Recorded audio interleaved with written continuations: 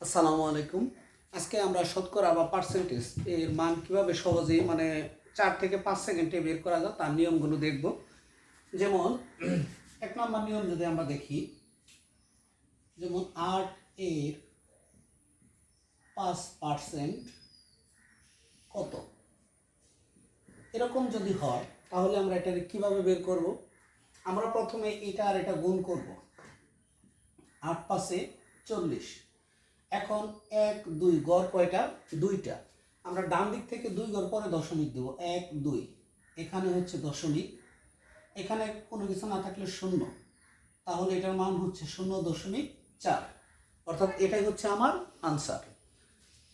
আমি আবারও বলছি, এটা গুণ করে ডান দিক থেকে দশমিক বসায় দিলে সেটাই কি হচ্ছে আনসার।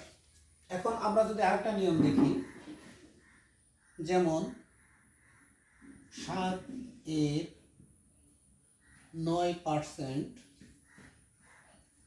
কত, এই মানটা যদি আমাদেরকে বের করতে বলে 7 এর 9% কত, তাহলে আমরা গুণ করি 7 9 63।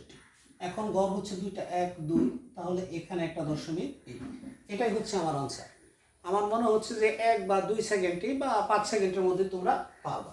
এখন যদি আমরা আরেকটু অঙ্ক করি, আরেকটা অন্য যে নিয়ম আছে, আমরা আরেকটা নিয়ম যদি দেখি, 3 নাম্বার যে নিয়মটা হচ্ছে সেটা হচ্ছে 20 এর 500% কত। যদি এটাকে বলে এটা বের করার জন্য, তাহলে কত হবে?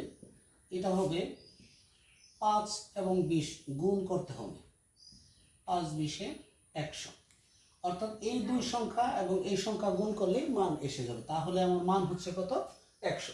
এরকম আমি আরেকটা উদাহরণ দেখি, আমরা যদি এরকম দেখি, যেমন 4 এর 200% সমান কত, তাহলে এই সংখ্যা দ্বারা এই সংখ্যারে আমি কি করব?